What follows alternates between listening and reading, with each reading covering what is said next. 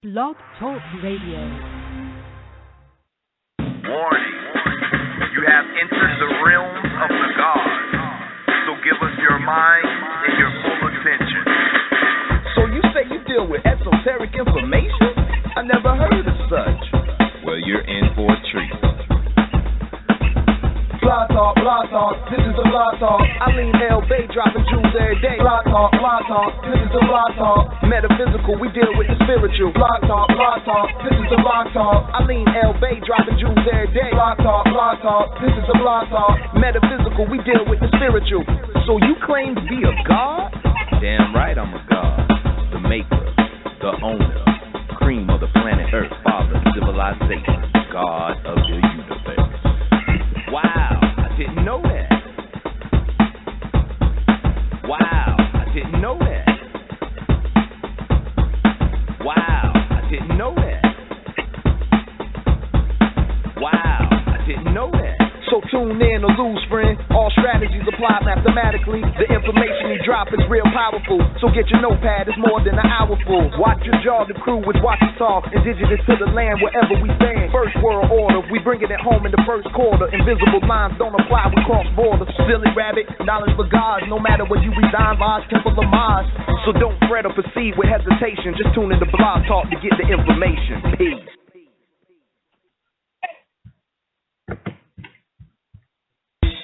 Whether you suffer from pain in your back to aches in your knees, come on down and purchase you some Ancestral tea to get rid of all the parasites, toxins, and fleas.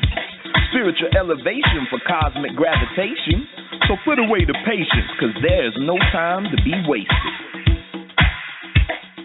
Ancestral tea. That's all you need. Ancestral tea. So you better believe. Ancestral tea. And it works for real. Ancestral tea. So put away your pills. Ancestral tea. That's all you need. Ancestral tea. So you better believe. Ancestral tea. And it works for real. Ancestral tea. So put away your pills. This is a public commercial advertisement for AncestralTeas.com. All rights are reserved. Peace.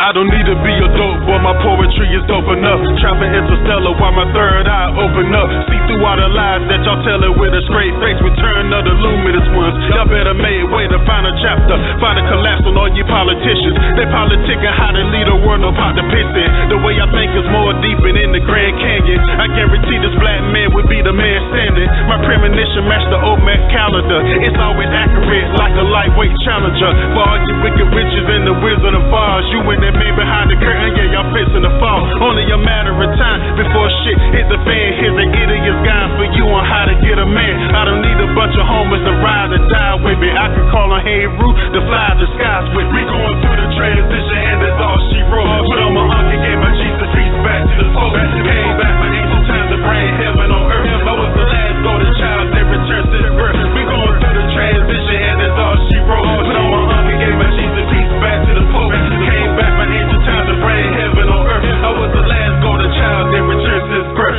When I'm riding on this city streets, never really miss a beat. To the point of no return, unless I turn another cheek. Catch me on my daily vibe, smooth as I wanna be. Just being me, never chilling with wannabes. God in the flesh, dated bad sister latches. Because my history is more than they can understand it. My melanated skin, starburst from the astro. I'm made of dark energy created from black holes. No thyself, the only one you can lean on. I got some school books that y'all can break y'all weed on.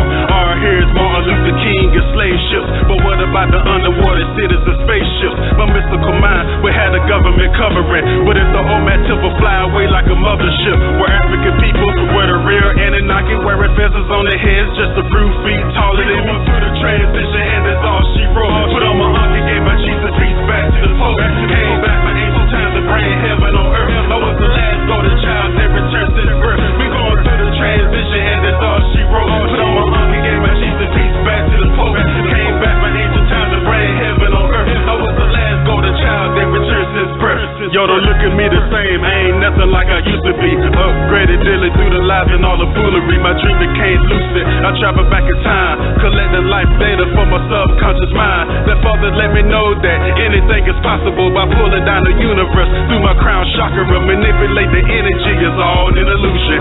Knowing who you are kills all the confusion. While 85% judge off my appearance, I use alchemy to create the world potential. My lyrics turn divas right back at the queens. While dope boys that think twice appearing back on the scene. Everybody gone mad, blaming media outlet. The new black Hollywood chosen straight out of the project. Global agenda war sucking up to the master. While the whole community going up in disaster. We going through the transition and that's all she wrote. Put on my uncle, gave my Jesus peace back to the Pope. Came back my ancient times to bring heaven on earth. I was the last golden child that returned to the birth. We going through the transition and that's all she wrote. Put on my uncle, gave my Jesus peace back to the Pope. Came back my ancient times to bring heaven on earth. I was the last golden child that returned since birth. Since birth. Since birth.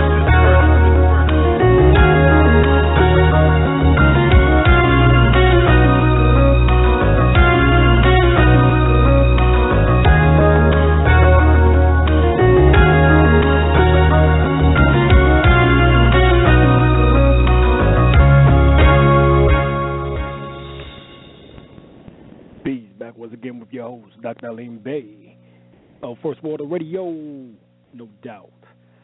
All right, we're going to bring on my co-host, Brother Fahim. Are you here, brother? Hey, I tell you, Washington East, Dr. Hey, I tell you, Washington East. How you doing tonight? Doing well, God. How you doing? I'm doing good, doing good. All right. All right, the topic of the show tonight is the metaphysical end of religious confusion. I know you probably got some things you want to say on that, Brother L, before we get into it. Yeah, I would just read this paragraph in the book called C.C. Zhang by C.C. Zhang.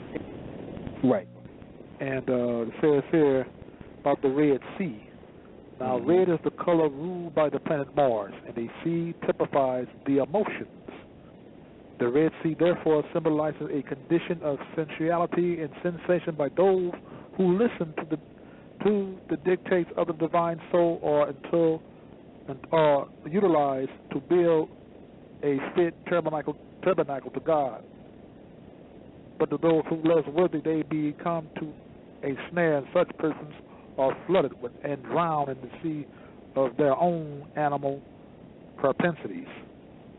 So what he's talking about is actually the study of Tantra. How to utilize lust in order to transform it into love, and not just reside at the animalistic nature of just the lust aspect.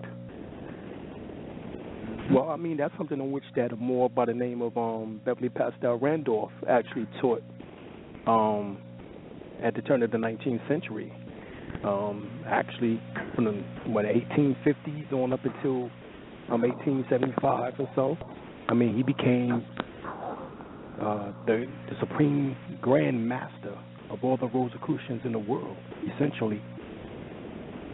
You know, so he taught these types of things. This is where the sexual information comes from the Theosophical Society, the Anthroposophical Society. That's Madame Blavatsky and up under Rudolf Steiner, as well as also Aleister Crowley of the AA and the OTO. You know, so, you know, of course he perverted it. And my teacher, Grandmaster Sunyata Saraswati, always spoke about the fact that, you know, that Aleister Crowley perverted the teachings of Tantra, of the information coming from another Rosicrucian, the more by the name of Bethany Pastel Randolph. So we definitely see that and understand is that the Red Sea symbolizes the emotions, the blood flow into the lower extremities. Of course, what pumps the blood flow or split the Red Sea actually is the heart itself. You know, the to and fro motion, you know, of blood within the bloodstream. You know, so we see that when we're talking about esoteric principles, we're talking about the internal mechanism that take place, the internal science, alchemical science, something in which that most people fail to realize because they're so busy getting caught up into the story and not, you know, getting, you know, really involved in the real science behind it all, you know. And that's the problem that's really going on, Brother L, and why we doing the show tonight. Well, we're going to go into, going into to more digging deep into the mysteries of this subject. Right. You know, right. So people have more better understanding, hopefully, you know, instead of just understanding it outwardly and just exoterically, understanding it esoterically, you know. Right. And give them, tell them what a cult really means. It don't mean something evil or wicked, you know. It means the science that is hidden. Right. It just means that which is hidden. Right. Amen. They don't have a problem saying amen at the end of their prayers, and amen means hidden force. Yeah. You know, the word occult is nothing more than the Latin rendition of the ancient Kemetic word amen, essentially, as it both means hidden. You know, and that hidden power, that hidden force is what we want to tap into. You know, finding out the mysteries, because there's so much going on, so much disinformation, so much misinformation. We would want to be able to do that. I mean, we live in a world of religious confusion. I mean, Judaism, Christianity, Islam, Zoroastrianism, Hinduism, Taoism, Confucianism, Buddhism, Jainism, Shintoism, Sikhism, Baha'ism, you know, and etc. So throughout the major world religions, there's over like 183,000 denominations, sects, cults, schisms, and isms.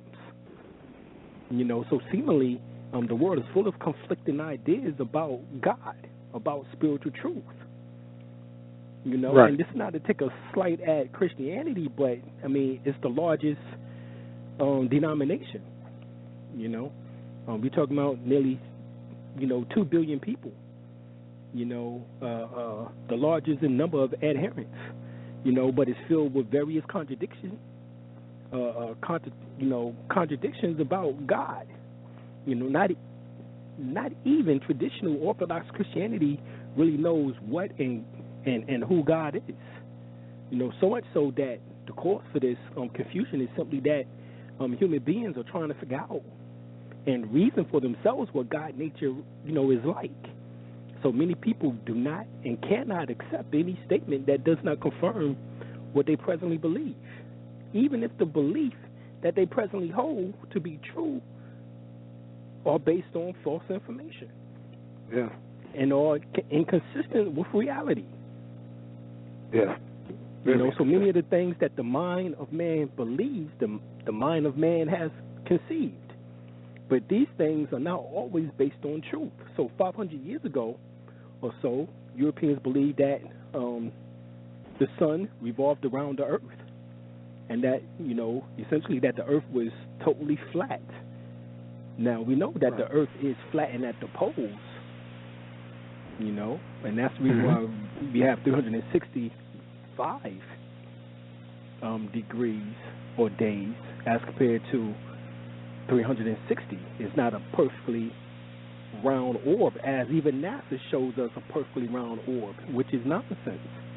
That's some more disinformation, and make us think if they've actually gone, how far have they really gone outside of the Earth's atmosphere? But we do know that the Earth is flattened at the poles, but it's not totally flat. It's like an egg. If you turn it sideways, That's how the Earth actually would look. Oblong shaped in that way. So there's a lot of things, and then it wobbles at 23.5 degrees. It wobbles. But yet you don't never see this wobbling effect in any of the NASA pictures. So not only is we being tricked by religion, we being tricked by science. Yes, big time. And so both of them, correlate to mass confusion. And so that's what we're going to do tonight is try to figure out what's real and what isn't, as much as possible.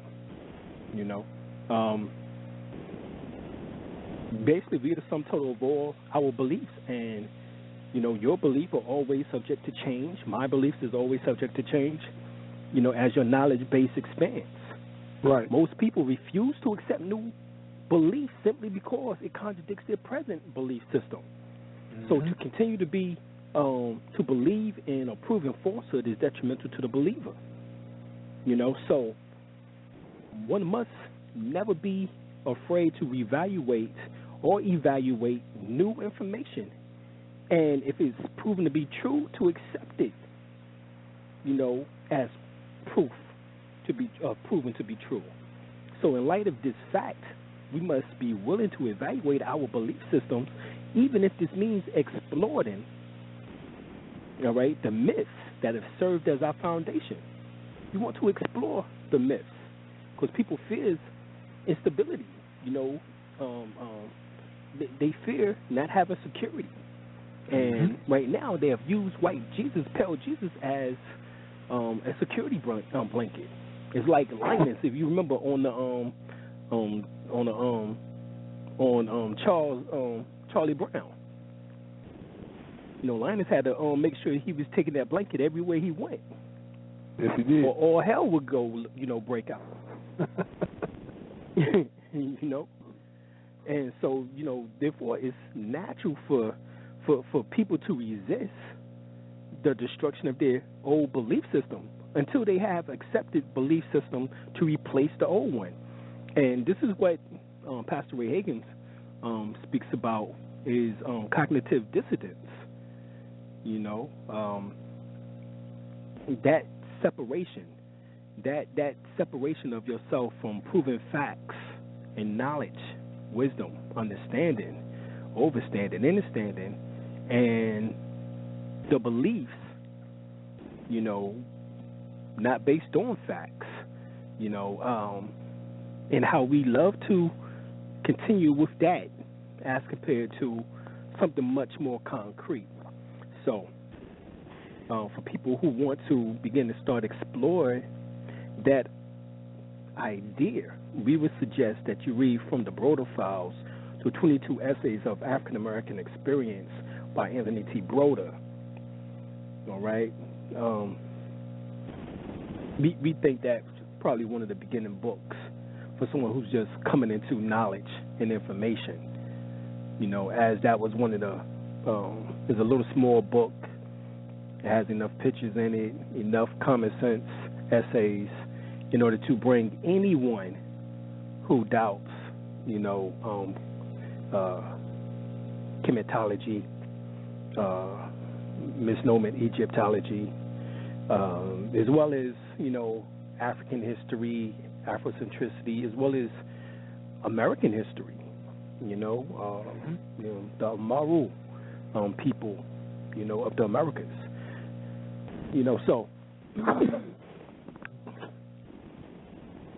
you want to be able to get a clear understanding, overstanding of this information. Now, the African people, in particular the Twa people, misnomer the Pygmies, are the oldest people or oldest human beings on Earth. All right? Now, this is proven in too many different books. And, of course, this is from archaeology and anthropologists. However, if you get the book called Forbidden Archaeology, The Hidden History of the Human Race by Michael Creedmoor and Richard L. Thompson, they speak about South African miners that have found hundreds of metallic spears well underground, and at least one had parallel grooves running across and around the equator of it. Now, scientists have tested it, all right, and it came from out of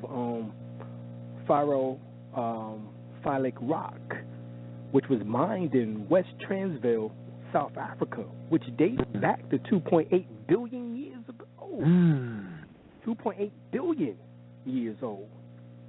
All right, so the Twa people are the oldest human beings on Earth. That means there was technology 2.8 billion years ago that was able to smelt metal. All right? They even say that there was a civilization then. Right, so advanced civilization. 2.8 billion, yeah. Brother L, the information goes as far as stating that these metallic spheres had to been made in zero gravity. The way that they was structured. And that these spheres are not natural objects. And their origin is unknown. But they obviously was created by intelligent beings. So, if the oldest people on the planet was the Twa people, documented, then we can correlate the two. Therefore, Africans are highly intelligent beings, at least those who was able to smelt this unknown metal. Not saying that the metal does not exist, it just has not yet been found. All right? But it was some type of iron ore that has been on a, that stretched back to 2.8 billion years ago. So if you get the book Signs and Symbols of Primordial Man by Albert Churchward, Dr. Albert Churchward, he states that the Pygmies, misnomer the Pygmies, we call them the Twa or the Ptah or the Anu people, were the original and the oldest living people on the face of the planet Earth. He says that the now Negroes were probably one of the first of the en route race. That race was from the first and oldest race of men after the Pygmies. Okay? If you get the book Gods and Spacemen in the Ancient West by Raymond Drake, he states that the Pygmies, who we misnomer the Twa, inhabited Earth for 30 million years. That's it. He's being very conservative, but that's his estimate. So even according to this account, Africans, has been on Earth 10 million years before the evolutionary development of the ape species. And that's just based on the Gods and the Spacemen in Ancient West, because they say that the ape species only go back as far as 20 million years.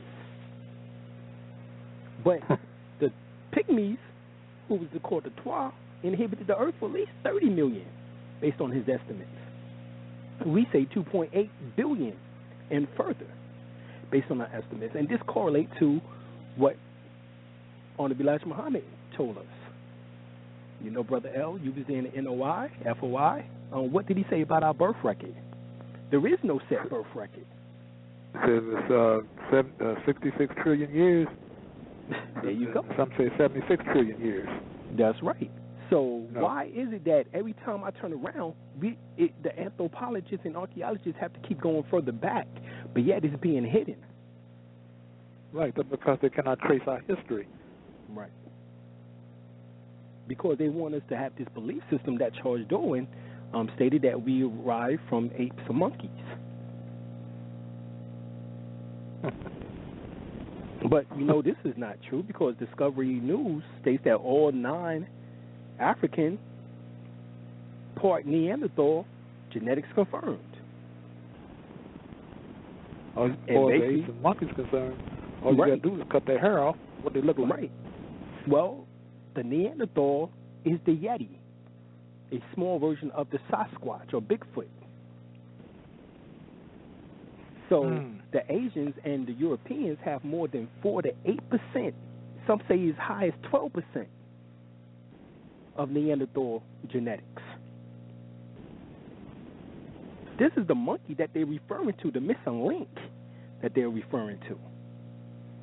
An analysis by Dr. Jennifer Vegas. This is dated Monday, July 18th, 2011. If your heritage is non-African, you are part Neanderthal, according to the new study in the July issue of the Molecular Biology and Evolution. Discovery News has been reporting on humans, Neanderthal interbreeding for some time now, so that the latest research confirms earlier findings. They determined some of the human X chromosomes originated from Neanderthals, but only in people of non-African heritage. Nevertheless, the Twa, the Pygmies, misnomer the Pygmies, did not have a traditional, did not have these genetics, as they are the oldest people on the planet, and neither did their offsprings, known as the Nubians, said Cushites. Now, to say that is to say this, is that the Twa, the Pygmies, also did not have a traditional religious system. They simply lived in tune with nature. Now, myself as a sociologist, which I have my degree in sociology, when you examine the Twa, misnomer the Pygmies, their traditional religious system would be what we refer to as Pantheism. All right, Pantheism is a Greek word in which that means all, and theo, which means God. They believe that everything was God. In other words, that hidden force, Amen, all right, in which that is called with an ancient Kemetic script, is what produced everything that we can see, touch, taste, smell, and hear in existence. Of course, we know that that is called Chi in China. We know that is called Ki in Japan. We know that it's called Kahuna Mana in Hawaii. We know it's called in Christianity Holy Spirit. We know that in the Vedic Sanskrit text amongst the yogis, it's known as prana. That's the hidden force. All right, and that is what the Twa people understood. All right, it's the belief that everything composes in all-encompassing, immanent God, and that the universe or nature is identical with divinity. This is why they put down the technology. Oh, yeah. Because they understood the destructive nature of technology. So, yes, there's nothing new under the sun. Everything that we have now existed before in some shape, form, or fashion. But they went back to a simpler life because they understood the technology in the wrong hands is detrimental and damaging to society as a whole, and destructive to nature, in which that they was trying to attune themselves back to.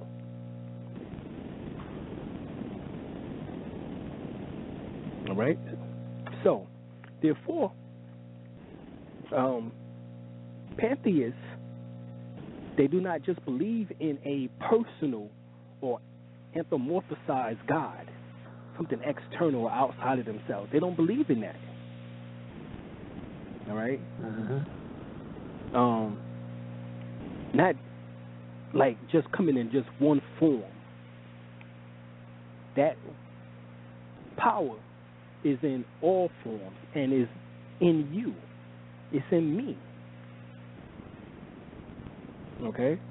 Therefore, this goes back to like what we read within the Bible, that when Jesus said he's seen, when you see me, you see God. When I see you, I see the Father, type of thing.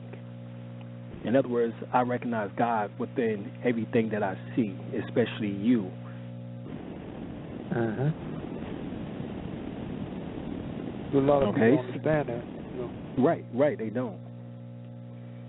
So therefore, religion was developed from the traditions, the customs, the daily rituals, the mental archetypes, and symbols of the Twa. and their children, the Nubians, or who we refer to as the Cushites, the Ethiopians. Also related from the Bantu people, in which that we refer to as the Bushmen or the Hottentot. These are all European terminology, but we're talking about what is called African people. As we know, Pangea, hence Pantheism, 2.8 billion years ago is far, far back when all the land masses were once together.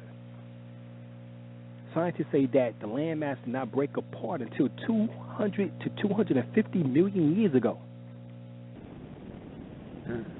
That means the Twa people spread it out on all 7 continents prior to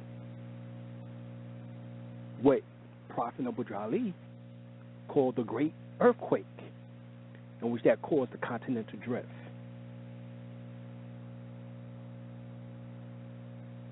And the lands to depart from one another.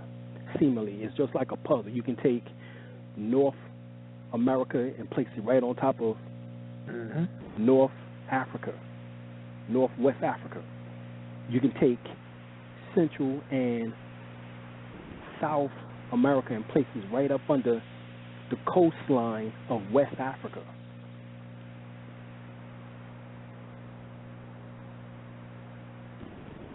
You could take India and Masagara, if I'm not saying, I believe I'm saying that correctly, and you can take them and place them right there together.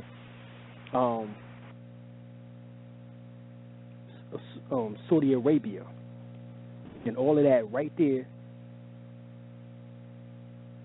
on the east coast portion of Africa. So the way that they even have Africa set up, Africa still sits as the throne, and that's what essentially what Dr. Khalid Muhammad was saying. Africa is our throne, but the earth is our home. We rule the whole 196,000 miles in diameter from our throne.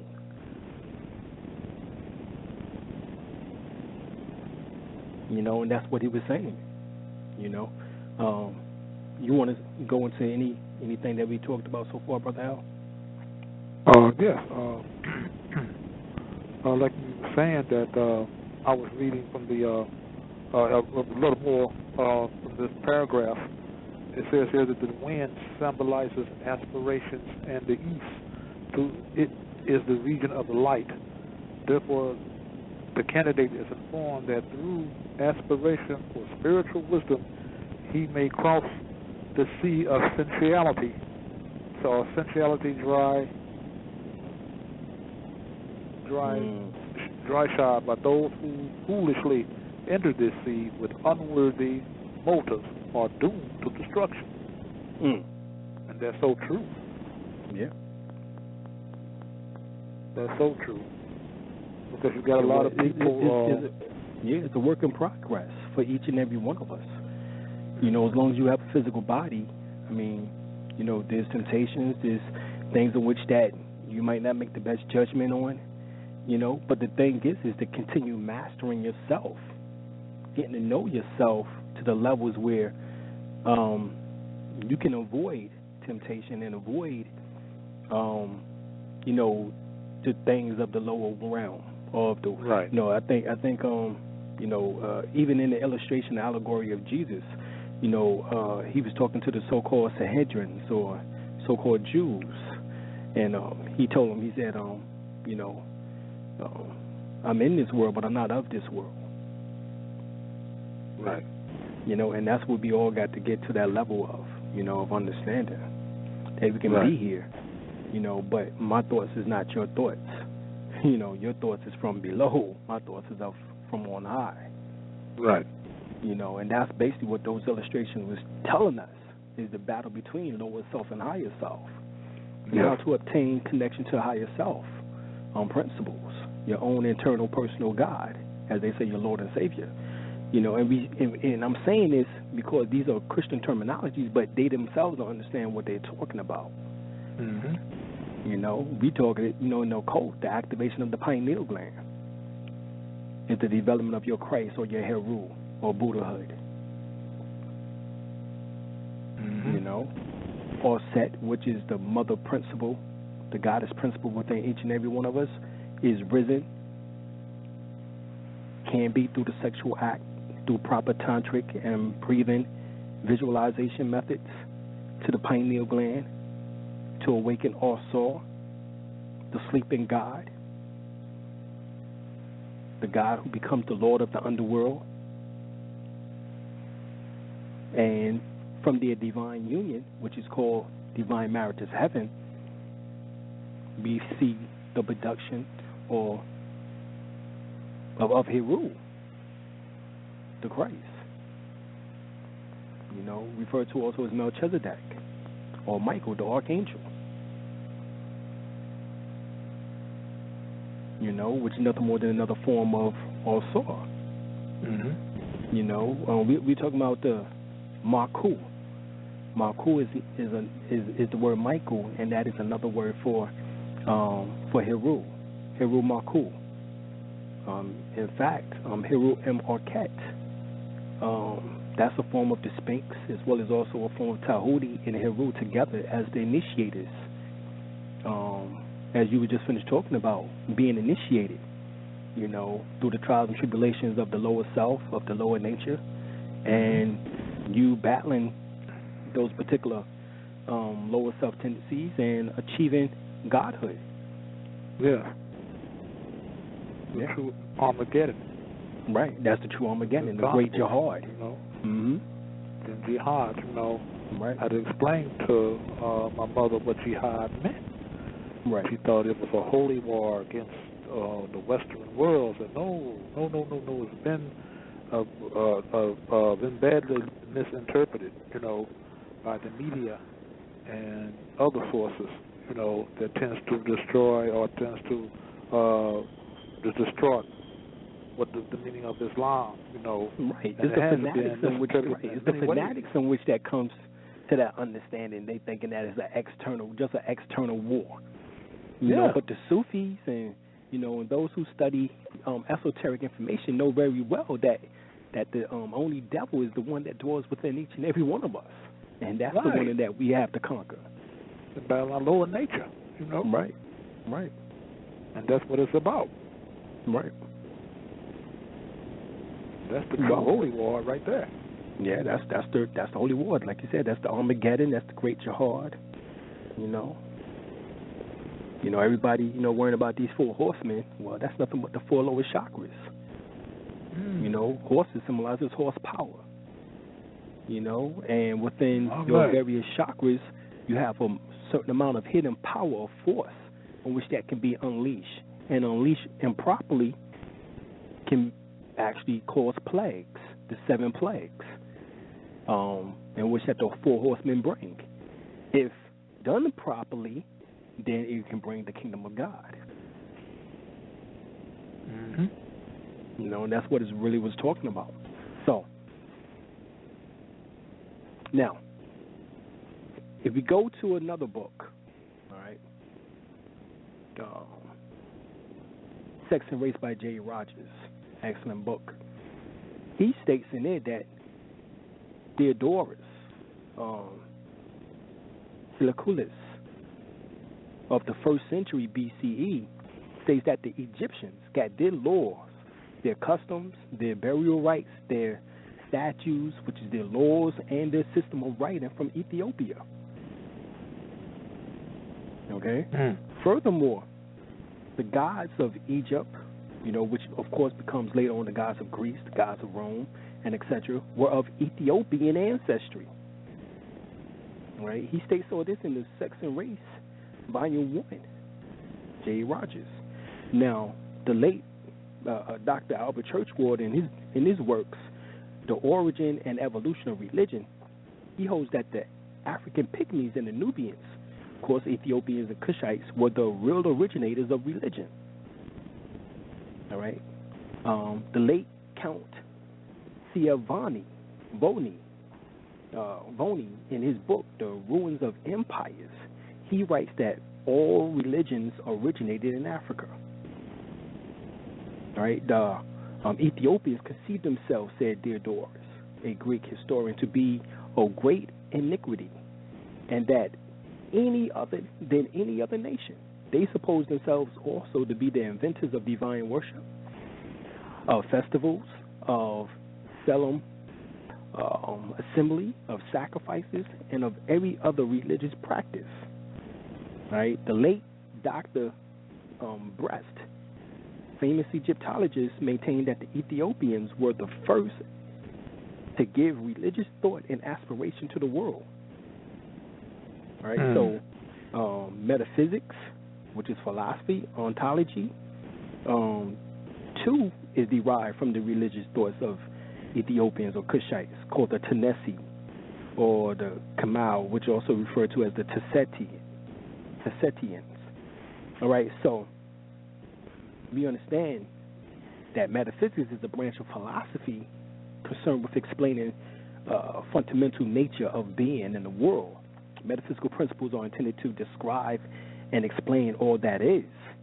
Metaphysics may be derived from the meaning of the Greek roots, literally meta, meaning beyond, and physics, meaning the study or the science of matter.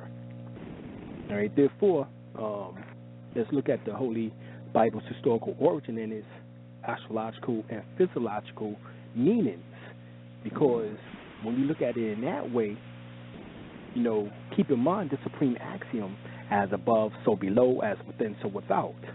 Mm-hmm. All right, so religion has primarily been presented to people according to the exoteric or out-of-court information. This information includes the basis on how to perform prayer and other rituals, basic tenets and emotional linked stories, myths, which conveyed a moral principle. Now, in the outer court, people are encouraged to listen to sermons about God and his prophets and the talk of love of God and the love of his prophets. Few, however, are encouraged to experience God and to actually function according to the methodology employed by the various prophets. All right?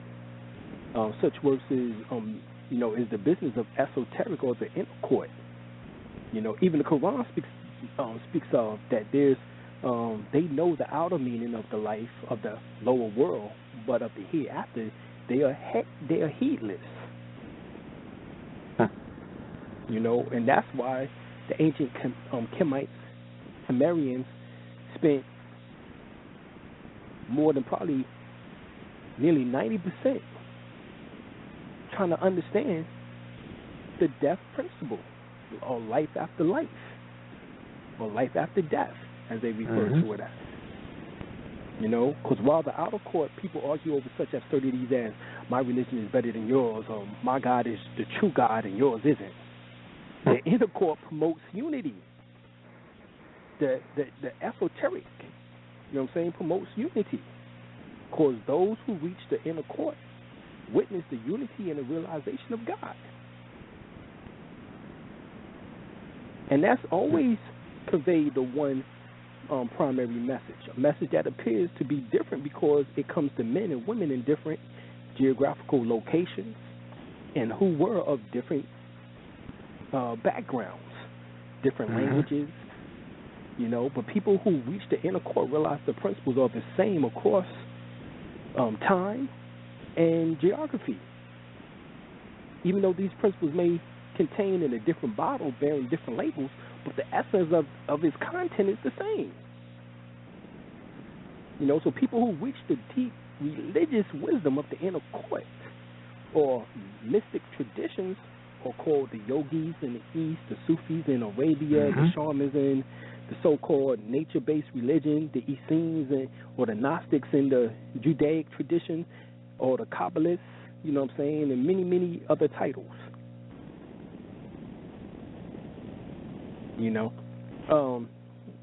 There's another good book The Secret Teachings of All Ages by Manly P. Hall. Oh, yeah. All right, this is what he says in his epic book. He who would fathom the depths of philosophic thought may familiarize himself with the teachings of those initiated priests designated as the first custodians of divine revelation. The mysteries claim to be the guardians of the transcendental knowledge so profound as to be incomprehensive, save to most exalted intelligence or intellect, and some potent as to be revealed with safety only to those of whom personal ambition was dead and who had consecrated their lives to the unselfish servant of humanity. Both the dignity of these sacred institutions and the validity of their claim to possession of universal wisdom are attested by the most illustrious philosophers of antiquity, who were themselves initiated into the profound secret doctrine and who bore witness to its efficacies. The question may legitimately be propounded: if these ancient mystical institutions were of such great pith and movement, why is so little information now available concerning them and the archaic they claim to possess? The answer is simple enough. The mysteries were secret societies, binding the initiates to secrecy and avenging with death the betrayal of the sacred trust.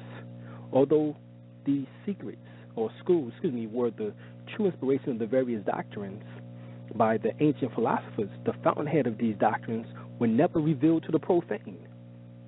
Furthermore, in the lapse of time, the teachings became so linked with the names of their dissimilators that the actual but recondite sources, the mysteries, came to be wholly ignored. So, what is he saying here? Well, that these particular schools were actually set together as initiate stages in order to keep those who were profane. In other words, cast not your pearls before swine. Okay? And that's basically what he's saying. You know, and that's how the ancient mystery schools operated at one time. You know? Since 2012, the indigenous people of the planet Earth, or leading up to 2012, have all stated the same thing, is that now the truth must be revealed. So the ancient mystery school is no longer just taking this information and keeping it a hidden secret.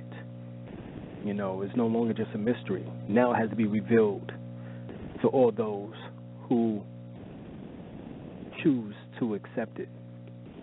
If you do, then you continue on your path of enlightenment, possibly join a secret society, become a Freemason, become a Rosicrucian, become an Astara member, whatever the case is. You know, or join our organization, ICRAM, Indigenous Cosmic Golden Ray Order of Melchizedek, which is the spiritual order for United Washington. But whatever the case is, by you joining a so-called secret society, and the information actually isn't secret. Anybody can go right now and purchase Duncan's Rituals. Let's be for real. Yeah. But the thing in which that is secret is not necessarily just the handshakes or the passwords, you know, or the knocks, etc., etc. You know, it's the understanding of the mysteries encoded in the rituals and the ceremonies. Yes. You know, can you really get a clear understanding of what you have just went through? What is the esoteric principle behind what you just went through? Mm-hmm. What is the historical value that you just went through? That's what has to be explained. And this only can be explained by way of you opening yourself up to that's the mystery. That's really what this is. Now, you go to Dr. George D. James' book, the stolen legacy, he tells you, and even though this is an allegory, he states that all the great religious leaders from Moses to Christ were initiates of the Egyptian mysteries. Now, all the biblical characters are allegory, but remember, the skin complexion of the people who wrote those books has not changed. Right. These are melanated people. All right? So these stories were still meant as a moral intervention or morality intervention, as well as also an esoteric divinity. All right? When you read about Adam saying to God that, God, you gave it to me, that was denial on the part of Adam. That was one of the first flaws in human characteristics, in the human character. And so that's the reason why you have these stories showing you the flaws of the prophets, of these men who are supposed to be greater. You know, these men who met God face to face, but yet they still possess flaws, human flaws. But yet they seen God face to face. You know, so Adam blamed Eve. So that was a form of denial. All right? David slew Goliath. You know, and then put Bathsheba's husband on the front line so he can have her. Moses killed 2 Egyptians.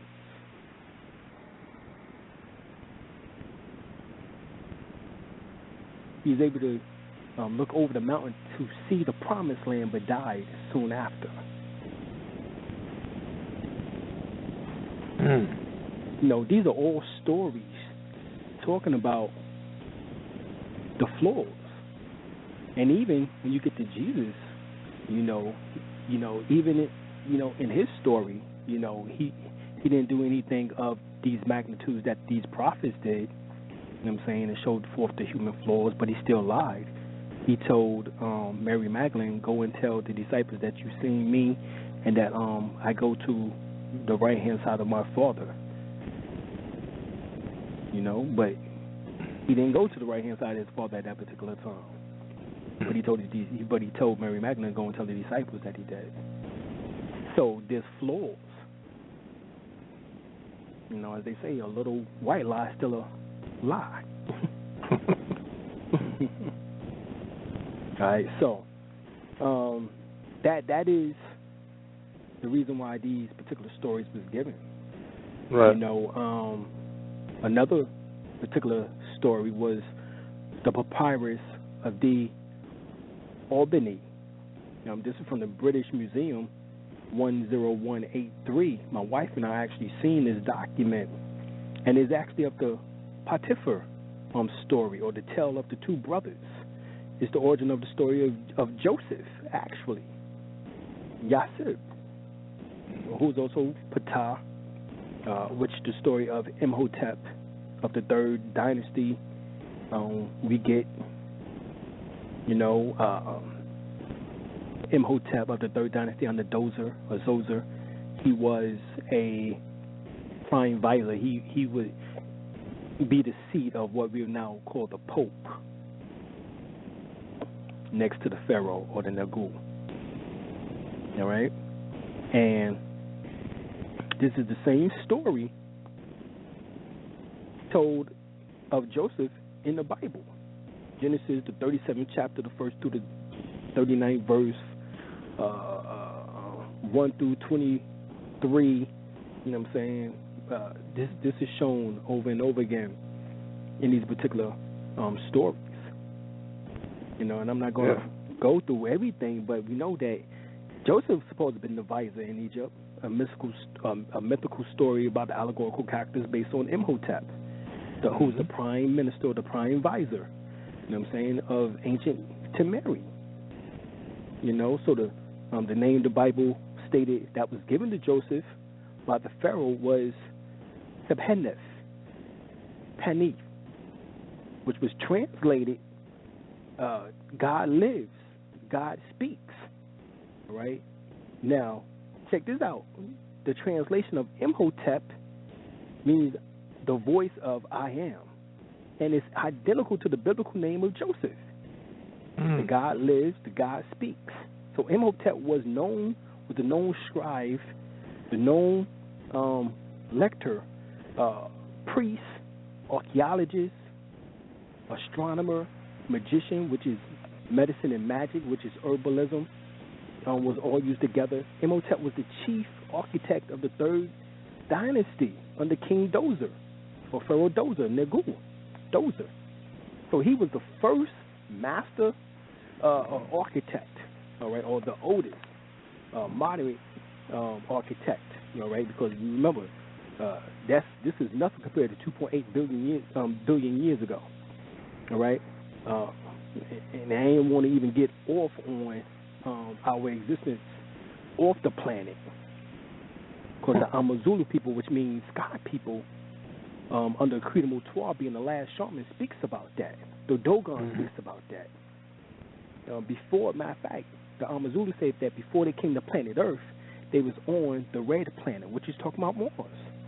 So when, in 1977, we had the Viking expedition, Viking 1, and soon after Viking 2, they actually showed the pictures of the Sidona site, you know, of the head, the pyramids, the head or the face on Mars, the pyramids, the temples, structures, so forth and so on, is right there. You know, so we have proof of the fact that so-called African people say that they existed before they came here to planet Earth. Okay, so this is why technology over time just pops up or keep popping up, like the Egyptian technology, the technology of Mesopotamia, the Sumerians, you know, the Akkadians, you know, all this technology, you know what I'm saying, pops up around 4,000 years ago. All right. This goes back to around the same time period or soon after. All right. As Imhotep was also the builder of the ziggurat, which is the step pyramid. All right. During that time period, Imhotep was declared the son of Ptah and Segmot. You know what I'm saying? In the triad of Men Nephir, which is the word Men Nephir, becomes Memphis. And was also sometimes identified as their son, Nefertim. Therefore, the story of Jesus, the Son of God, Ptah Ra, same as the word Father, who art in heaven, is based on Imhotep. Okay?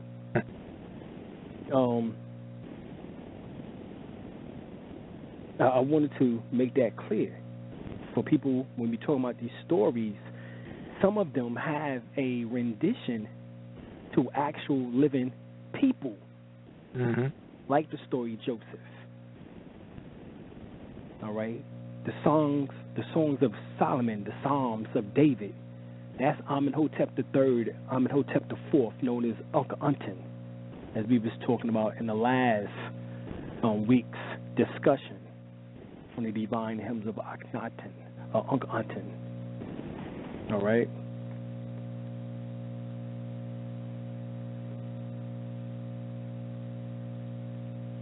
Now you get the book. It's called The Sign and Seal by Graham Hancock.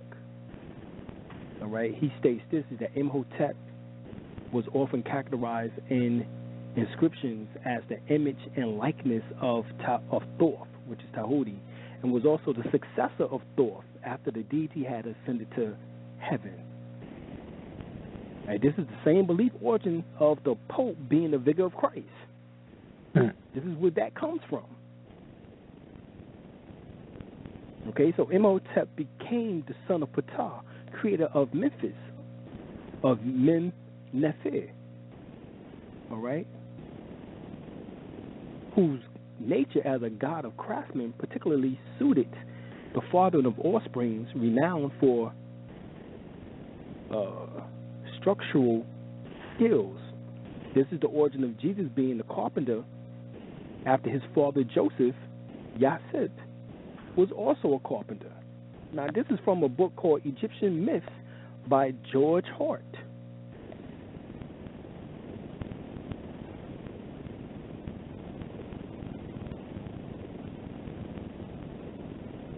Okay, so this is what we're talking about. Even in the book of Acts, the 7th chapter, the 22nd verse, it says Moses was learned in all the wisdom of the Egyptians. You know, we actually can assert that there was no singular physical Moses, at least not the mythical character of the Holy Bible. Mm-hmm. You know, the character is actually composed of several different ancient living persons. The story of Moses was based on the Tamarian story of the Bark of Ra, which astrologically, you know, is the story of the sun moving through the Milky Way galaxy. And physiology, we're talking about the physical, is the story of the sperm encased in semen, moving through the spinal fluids up the spinal column to the kingdom of God, which is in the third ventricle where it receives the spark of God and travel back down to reside within the testicles to be gushed forth. This story is actually past nearly 1,000 years before Moses. Mm. The allegory of Moses by Sargon the first, king of Akkad. The same story of Moses being sealed in a bowl of in a basket of slime and sent up the river and found by royalty is the exact same story 1,000 years, told 1,000 years before Moses, by Sargon the first of Akkad. The story is found on fragments of tablets from the Kuyun Jik, which is called the Sargon legend. Brian Lewis wrote it. It's the American School of Orient Research, 1978. And this is what it says. It says, Sargon, strong king, king of Akkad, am I. My mother was a high priestess. My father I did not know. My paternal kin inhabit the mountain region. My city of birth is Asu Peranu, which lies on the bank of the Euphrates. My mother, a high priest, conceived me in secret. She bore me. She placed me in a reed basket with bitumen. She chalked my hatch. She abandoned me to the river from which I could not escape. The river carried me along to Akkad, the water drawer. All right.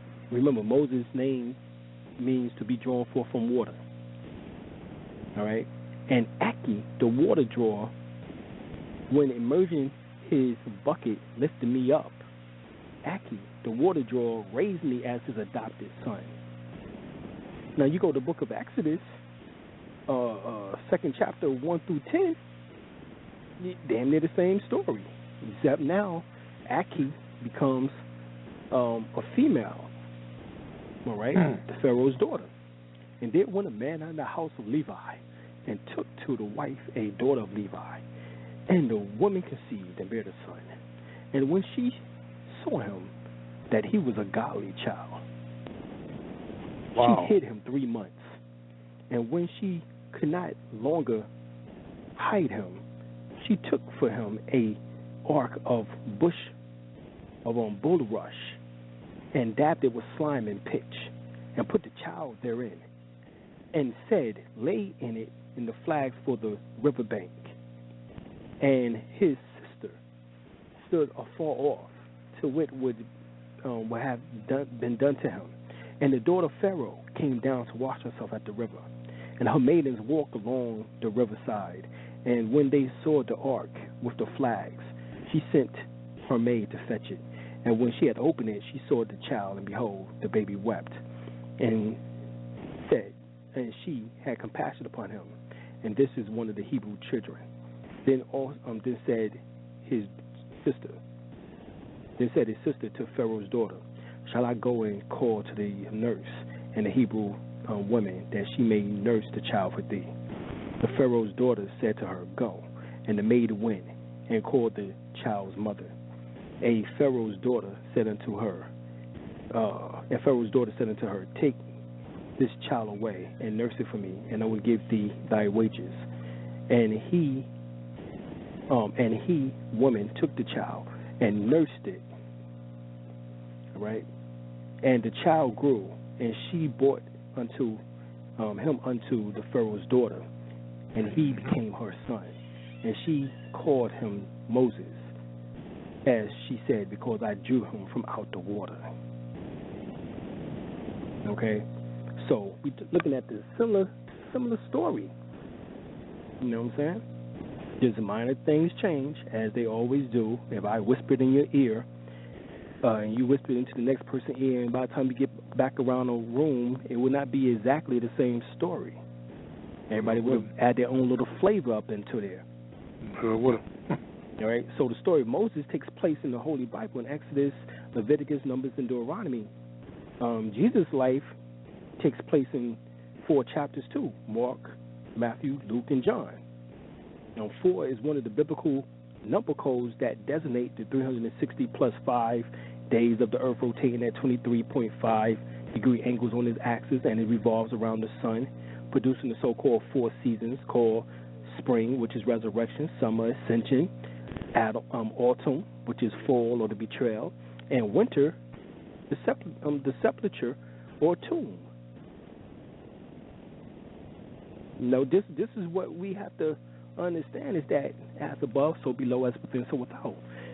Every astrological event is actually taking place within your physiology. And this is what people don't understand. All right? Now, when you look at the origin of the Old Testament, it's interesting that there's 70 plus 2 symbolizes the 72 degrees in astrology, rabbis involved in the writing, and at the Temple of Jerusalem, which was supposedly destroyed in 70 CE. Now, if you get an article called the Library of Alexandria, the workshop in which religion was modeled was in Alexandria in Egypt, which became the focal center of culture, knowledge, religious speculation, and propagandism. It became the emporium for religious dogma throughout the East, and a place of resort for the disciples of nearly every system of religious faith then existing. Now, the Alexandrian Museum and Library was founded and maintained by a long succession of Ptolemies in Egypt from the beginning of the 3rd century BC. After Ptolemy the first Soter, one of Alexander's generals, made himself Pharaoh of Egypt, at the suggestion of Demetrius, all right, he set up a shrine devoted to the Muse, the Museum of Alexandria. A later date, about 180 to 145 BC, first mentions the Library of Alexandria. Now, the author, one Orestes, a Jewish scholar, is related about a century later and romanticized an account of the translation into Greek of the Jewish scriptures. Orestes writes that Demetrius recommended Ptolemy Soter to gather a collection of books on kingship and ruling, like Plato, Philosopher Kings, and furthermore to gather books on all the world's people that he might better understand subject and trade partners. So Ptolemy gave Demetrius the job of gathering extant books and scrolls and supervising the translation of the books of all nations into Persian, or what became known as Greek. All right, now we know that real Greek is actually Phoenician, all right, which is actually derived from Hebrew, right, which is actually derived from Metronecher. And we know that the script of Arabic, called Kufic, is from the Muric script, or what is called the demonic script. Actually, the demonic script of Metronecher and Arabic are nearly identical. Okay? So, the translation of the Jewish, which is the Commentary scriptures, began it and Demetrius' suggestions. So, Ptolemy hired and housed 72 rabbis for the project. Alexander's successor, Ptolemy I, Sota, carried off over 100,000 Jews, and they was deported to Egypt or fled. They're still reeling from the influence of the Babylonian captivity. Jews came to be a large minority of the population of Alexandria, living besides the Egyptian Greeks in their own quarters, governed by the eunuchs, the Ether Norch, and it says, and originally exempted from many taxes. It says the Jews has always copied features they liked it from the religions of their neighbors and conquerors, and drafted their doctrines into Judaism, as Old Testament stories show.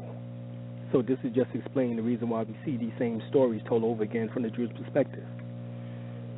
Ptolemy of Philadelphia has set up the museum library, and later the Serapeum. All right, Serapeum. He followed and was open to the public. The city offered the perfect opportunity to religious thinkers to learn the ideas of the sages of ancient religions and adapt them. All right, theological schools arose, and a stimulating mix of pagan, Jewish, Eastern thoughts developed.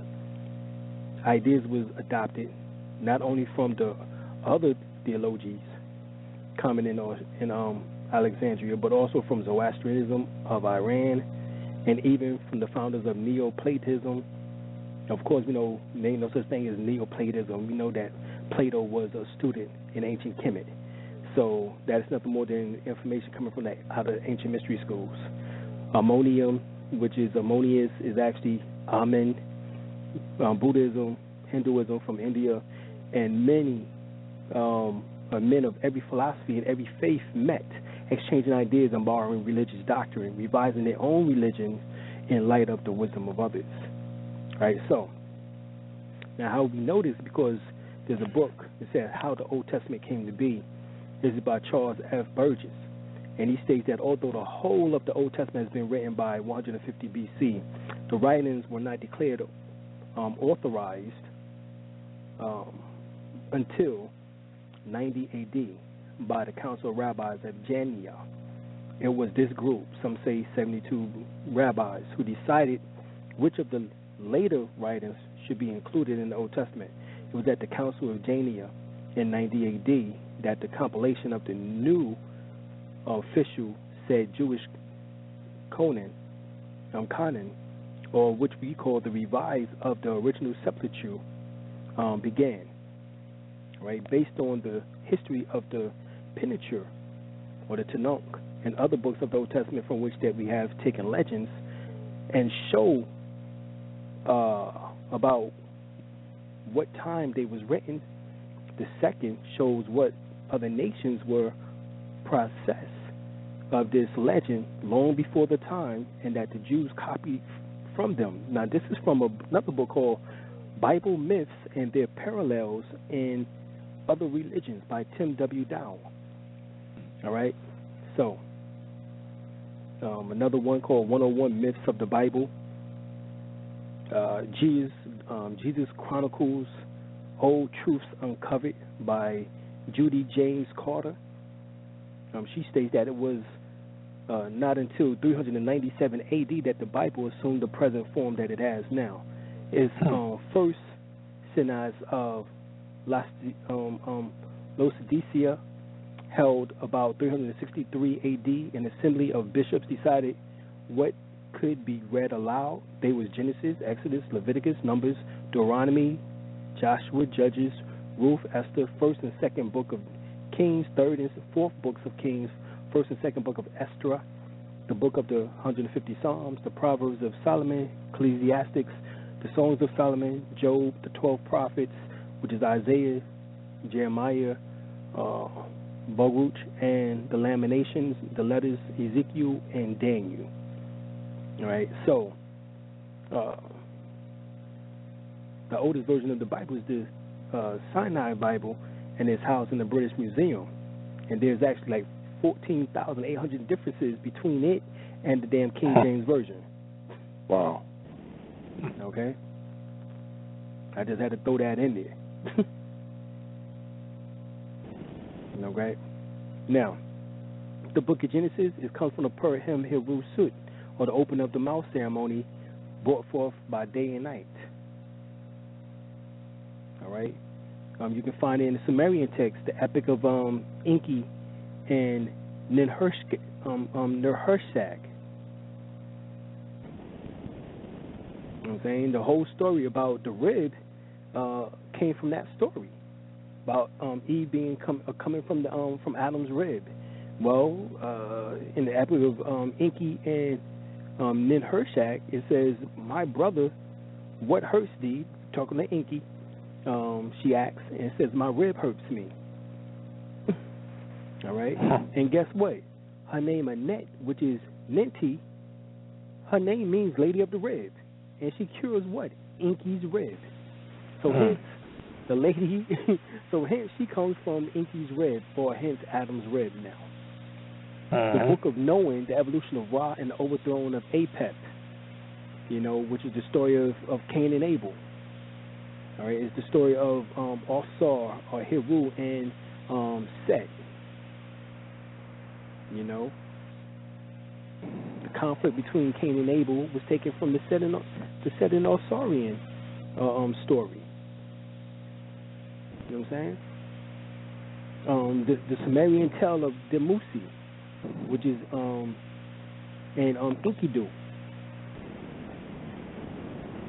That is the tale of Abel and Cain again. Adapa is nothing more than Enoch.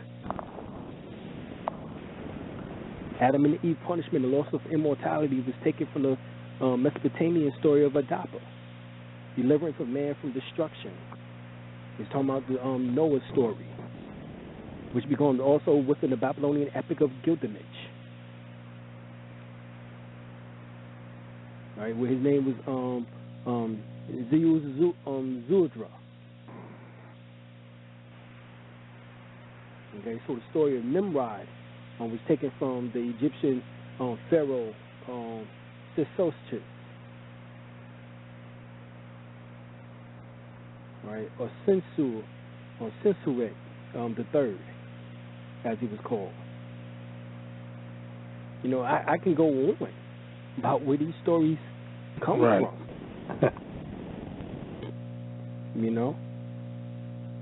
All these same stories that we find compact within the book of Genesis, we see it throughout the rest of the books in the Bible. Exodus comes from the battle of Megiddo, the expulsion of the Hyksos. We got who was under Ahmosis, and the latter story of Sargon, first of Acadia, called the Legends of Sargon.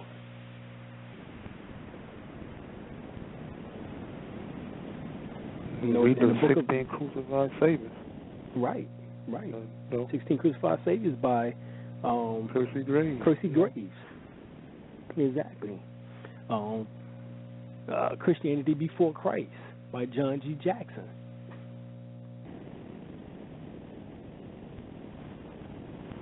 In the book of Leviticus, it comes from the Papyrus of Ani, the Mayatean Code, later become the Hammurabi Code, or the Codex of Namu of Sumer, also called the Codex of Ishnuna, the Codex of Lapid Ishtar of Isin. Numbers comes from the story of Sinuhi.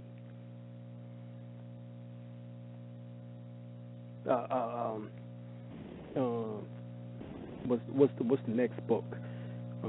Deuteronomy. Deuteronomy comes from the 42 negative confessions of Mayat, the Papyrus of Ani, the Hammurabi Code again, the Code of Namu, the Code of Nuna. These particular codes was written thousands of years, hundreds and thousands of years. The Ten Commandments, as we know, was taken for the 147 negative confessions that is in the book of Deuteronomy. the Codex of Lapid Ishtar. Right? Joshua, the book of Joshua was taken from the Battle of Megiddo. The expulsions of the Hyksos under Moses. Judges was taken from the Akkadian creation story. The journey of when Aman to Phoenicia. The story of Akkad. The Giza Almanac. The story of Ruth was actually taken from the temples of the Het Heru of Dendera that dates back over 2,100 years ago. Samuel came from the Epic of Gilgamesh. The Akkadian creation epics, the Tales of Akkad. The Leshe, Ortarak.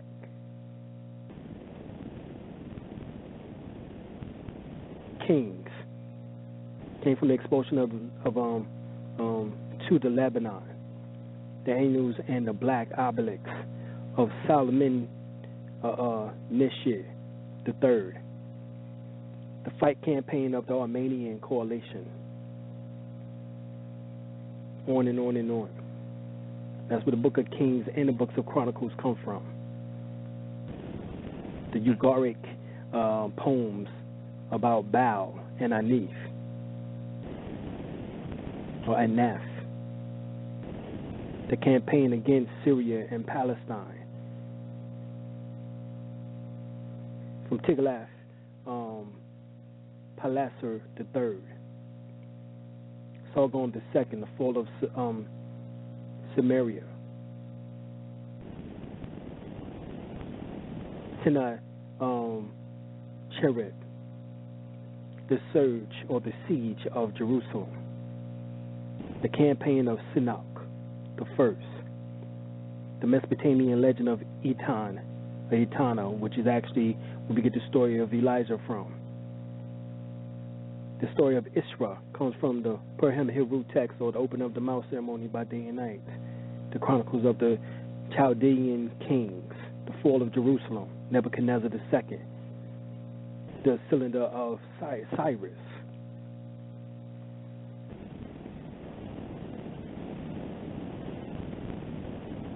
Esther. All right. The story came from the Sumerian tales that she is Istar, meaning the star. They did a whole story around it. This information comes from Jesus' Chronicles of the Old Truth Uncovered by Judy Carter.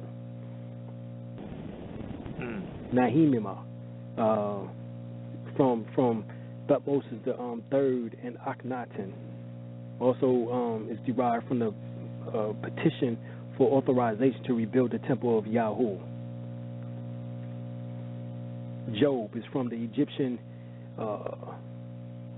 text, Ecclesian text, the Ugaric legend of Kiret, the poems of Tabu Utel Bal, which is the Babylonian poem.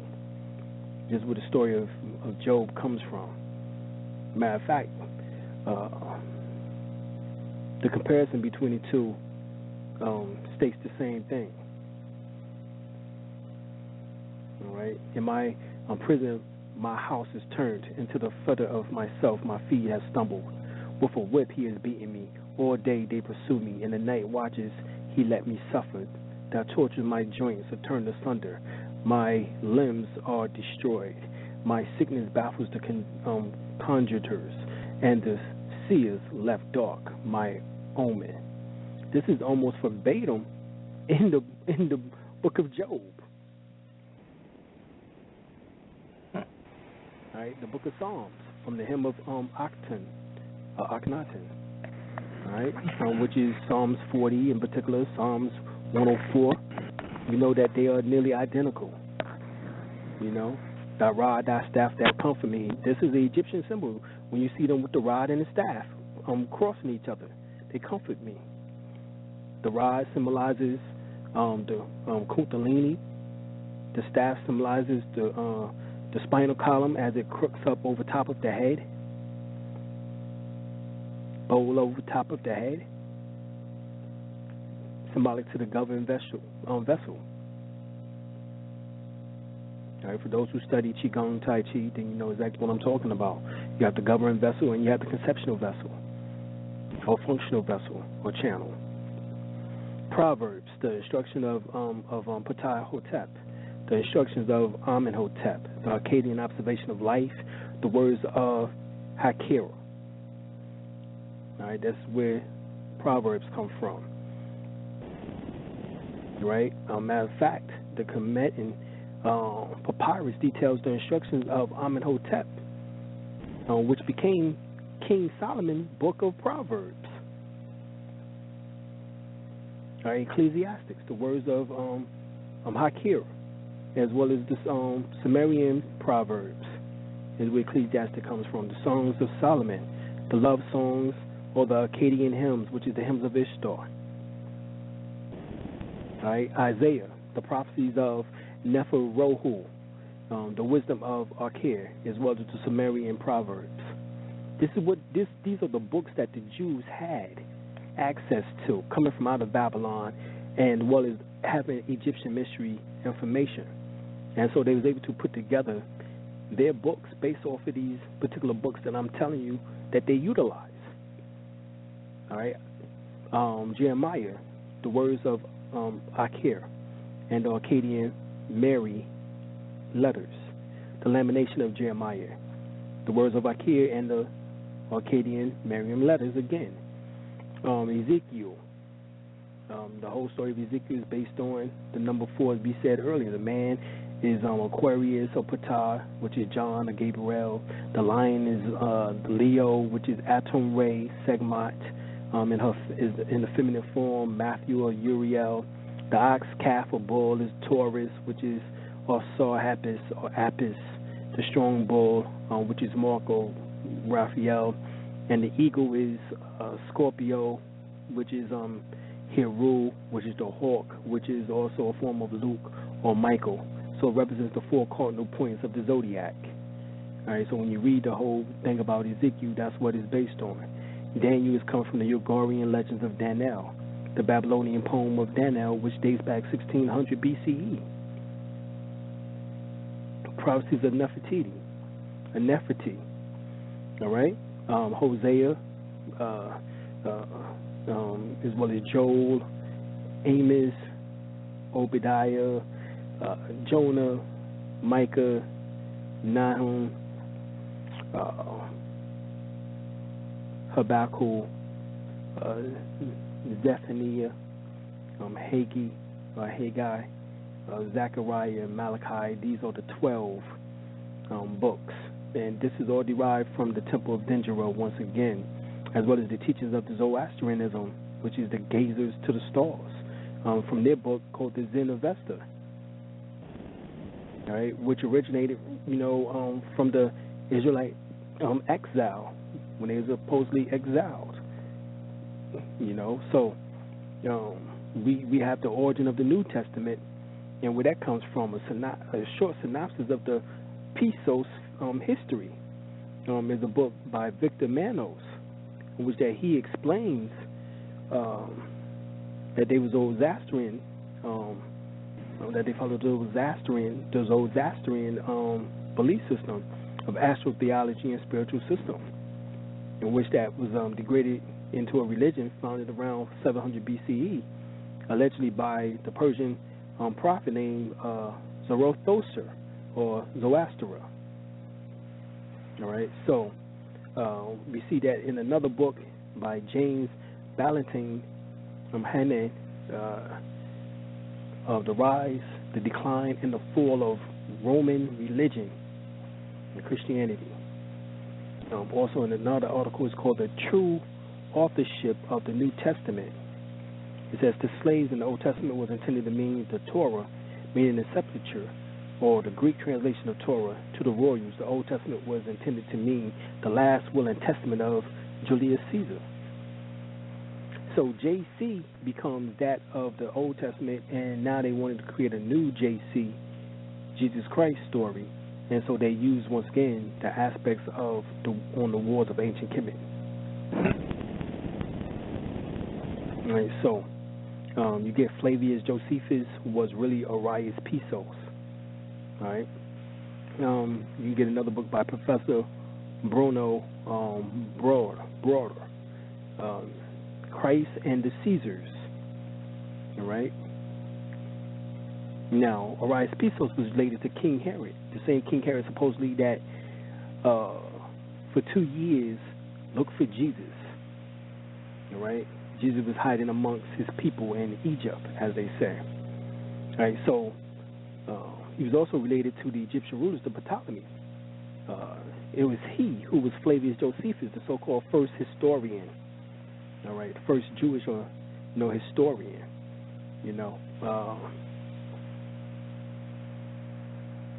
We got the information from the following list of Flavius Josephus' books and compared them to the various books in the Bible. All right, you got Philip War Book, Chapter 3, Section 21, which is part of the Philip Act 6:5. Judas War Book, Chapter 2, 4, Section 21 of the Judas Acts 5:37. I can go on, but the names in which that is in the Bible and which that these stories come from or has close connection to is some of the same stories told in one shape, form, or fashion in life and works of Flavius Josephus, the learned and authentic Jewish historian and celebrated warrior, to which an added 7 dissertations concerning Jesus Christ, John the Baptist, James the Just, God's commands to Abraham, etc., translated by William Winston, A.M. Right now, the crazy thing is that the Jesus in which that he mentioned at least 14 different Jesuses. How about none of them is the same Jesus in which that is spoken of within the Bible? Now, that's to say this, is that what we find out is that the Ptolemies, and if you go back and read the Ptolemies and who they are, and their connection to the Pisos family, or Pisos family, as they also refer to as, you will see the origin of the biblical characters once again. Like, for example, Jacob was based on King Yaku-Hur, who reigned during the 1655 to 1646 BC. King David reigned, was during the same time as Thesusian reigned, and Moses, of course, is Thutmose III. Abraham is Amenhotep the First, and King Solomon. The stories of King Solomon, like we said, is derived from Amenhotep III and Akhenaten, but it is actually during the time of Amen.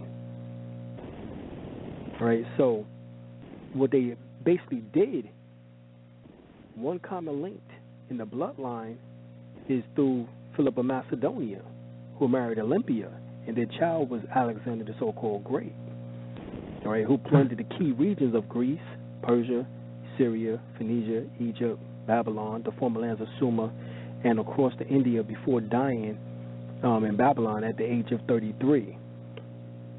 So this was a straight beast. All right, so we see that these correlations was the development of, later on, through the Roman Pisos family, which is Arius Pisos in particular, who authored the New Testament. All right, Mark, he authored that version around 73 CD. Matthew, he did that around 75 CE. Luke, he did around 85 to 90 CE. He did also along with Finley the Younger. John, Justus Copernicus Pisos, one of the sons of Arius Pisos, did that around 105 CE. Acts was done by Finley the Younger 96 to 100 CE, who was one of the sons, was also one of the sons, Justice, from Arias Pisos, along with Finley the Younger. They did acts around that time, 96 to 100 CE. Romans, you see, another son of Arias Pisos is Proclidius Pisos and Claudia Phoebe. That was done around 100 BC. Excuse me, AD. 1 Corinthians, Galatians, and Ephesians 100 and 103 CE from Finley the Younger. 2 Corinthians and Philippians, Justice C. Pisos or Pisos 103 to 106. 105 CE. Colossians by Justice C. Pisos and his son Julianus, who was also the father of the Emperor Marcus Aurelius. Did that around 105 CE. 1 Timothy, 2 Timothy was done between 105 to 107 CE. 1st and 2nd Theologians, 105, 1010 CE by Justice C. Pisos and his son Julianus, with also the help of the nephew Silianus. Titus, the Finley the Younger, 103 to 105. Philemon, Justice C. Pisos and his son Julianus. James, written by Justice C. Pisos, 1010 CE. 1st and 2nd Peter, Proclidius Pisos, 110, 110, 115 CE. 1st and 2nd and 3rd John, Julius Copernicus Pisos, between 110 and 115 CE. Jude, the list goes on and on. Right. And only got 3 left. Jude, written by Julius C. Pisos, between 105 115 CE. Hebrews, Arias Pisos, under the name of Flavius Oranius, 140 CE. The Revelations of John, the Divine, written by Julius Copernicus Pisos, around 137 CE. All right, so we went through the Old Testament and the New Testament of who wrote the books, where the information came from, so forth and so on, Brother L. I mean, I can't get more thorough than that right there. What's your thoughts on it? Man, that's a long. That went on and on and on, man. I mean, you can't do no more better than that, man. I'll be no more thorough than that. So right. I don't know if they still can add 2 and 2 together. That 2 and 2 is 4. Well, I don't know what else to tell them. Indeed. I mean, they still, if they still believe that Samson or the sun, which was a solar myth, beat down 1,000 Philistines. Well, that's symbolic or allegory to he talked his lower self down 1,000 times. Right. His child has to be strong as an ox to do that. So that's the symbolic meaning of that. But I mean, the list you gave there, brother, that says it all. That says it all. Yeah, and we're the first one in order to put this list together. I did this list over 15 years ago, reading all these particular books and finding out where these particular stories originated from, and around the time that they did, in the areas in which that they occurred. As you heard, who was actually the writers of these particular stories and around the years that they did it.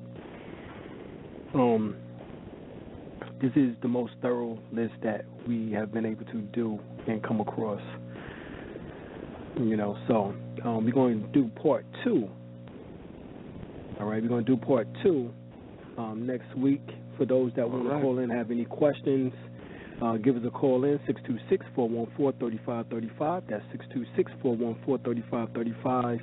Once again, that's 626-414-3535. Give us a call in. You got any questions? All right? Any questions? Give us a call right now. All right? I'm going to go to a song right quick, Brother L. And we're going to come back and open up the lines and see if, anybody got anything that they, need to express. All right. All right. Right. We got our current event coming up, and that is March 18th, 19th, and 20th. We would love for y'all to come and check us out. That's going to be here on our land. That's 2188 White Oak Road, Kelly, North Carolina, 28448. Come on out and check us out. 3-day event, $150 per person. If you go to our website, www.dralim.com, and go to calendar of events, you can actually see the closed hotels, motels, Holiday Inns, you know what I mean? And, check us out, because we will be going through a lot of research and study. This information get real deep. It can get complicated for those who don't have a teacher, and have not did any research. There's a lot of misinformation, disinformation that's out here. So we want to make sure that we're doing our part as uplifting, full in humanity. All right. What is the nearest town to you all? The nearest town is White Lake, as well as also Atkinson, Ragerwood, as well as also Elizabethtown. Okay, because if I get off a bus, what is the town that the bus will let me off at near you? Wilmington, probably is the closest. Wilmington, okay. Yeah, Wilmington, North Carolina. Right. Okay, we'll write that down. Yep. And we'll come and get you, Brother Al. All right, brother. Appreciate it. And I appreciate you coming this year. Yep. Whether you suffer from pain in your back to aches in your knees, come on down and purchase you some Ancestral tea to get rid of all the parasites, toxins, and fleas. Spiritual elevation for cosmic gravitation. So put away the patience, because there's no time to be wasted. Ancestral tea. That's all you need. Ancestral tea. So you better believe. Ancestral tea. And it works for real. Ancestral tea.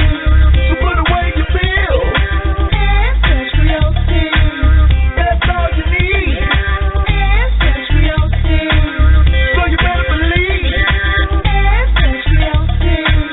And it works for real. Ancestral tea. So put away your pills. This is a public commercial advertisement for AncestralTeas.com. All rights are reserved. Peace.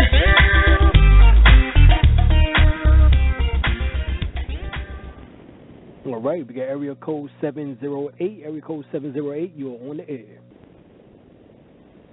Yeah, how the Anunnaki fit in the book? Because I know that what is it, Right. Dr. York? Well, the word Anunnaki. Ilion. Right, Ilion. Mm-hmm. Well, the word Ilion simply means is the name of God. Ilion means God up there, or Lord of the sky. Ilion actually is the star Sirius constellation, which is Sirius A, Sirius B, Sirius C, Polo Tolo, Ziggy Tolo, and Emia. And there's also a Sirius D. So Ilion is that particular constellation of the dog star called Canis Major. Okay? Now, the Dogon speaks of the Dogon, Sirius beings called the Nomos, which are the Christ beings. They speak of it as a dolphin, in a sense, communicate with them and transferring information to them.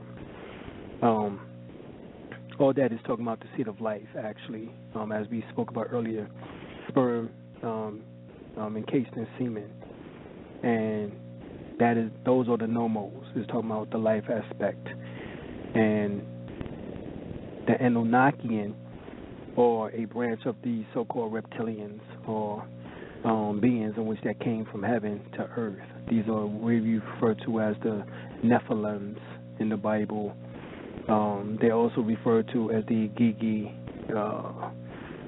different words like that. Even the word Anunnaki, if you really look at it, Zechariah Ascension, translated as such from the, as a reader of the Sumerian text or the Mesopotamian text. However, Anunnaki also actually means serpent on high, and it's talking about the Kundalini. So there's ways in which that we have to even still look deeper at these mysteries, as even these scriptures was esoteric. They weren't once again meant to just be taken literally. But this is what he has given us based on his rendition, and he's the foremost Mesopotamian scholar, or Cuneic form scholar at the time. There's still some things that, you would, as they say, take with a sprinkle of salt. I know the Dogon talked about the timeline supposed to split. So if the timeline split, is they going to put, certain people on one side of the timeline, or entities and spirits on one side of the timeline and others on another timeline? That has already happened. 2012 symbolized that, in which that people at that time would begin to start having, to be able to make their own choice of what frequency that they will vibrate at. Will it be at the third dimension, fourth dimension, or fifth dimension? We, as so-called melanated beings, are actually already fourth-dimensional beings, and we was headed into the fifth-dimensional apparent reality. However, we're being held down through doctrine, dogma, by third-dimensional beings, and you can tell that from the hair texture. Their hair is fur, which is actually dealing more so with lanky antennas, which would be like the rabbit ears. So that would give you access to VHF, which is very high frequency, which is channel 2 to channel 13 on the old TVs. But in order to get UHF, you had to turn to channel U, which gave you access to channel 14 to channel 83, which was the ohm antenna, which is the curly antenna that's on the back, which is curled like your hair. So you were already a fourth-dimensional being, but you're being held down by a third-dimensional apparent construct or matrix. You know what I'm saying? With these beings attempting to keep you in their grasp, But you're supposed to be jumping as a fourth-dimensional being to a fifth-dimensional apparent reality, in which that we be dealing with not just length, width, and height, which is the third dimension. You add depth, which is time and space, becomes the fourth dimension. You'll be dealing with energy. And so if you want to choose to deal with the fifth dimension, then you have to deal with energy. So that would begin to start separating you from the masses. Okay, so how do you make sure? I know you meditate and getting out in the sun to help you raise your vibration. What else you suggest? Reading or what? Practice of Qigong, Tai Chi. The same things in which that you would see Akhenaten and Nefertiti doing on the walls of ancient Kemet or Temeray, in which that you would see them with their hands being held out in certain positions in front of the sun. We would refer to as yoga or Qigong nowadays, Chinese yoga.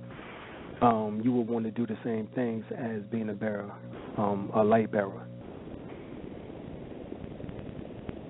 Okay. And that's only going to work when the sun's out, though, right? It can work with the sun out, or the sun is disappeared and you using lunar energy. It doesn't matter.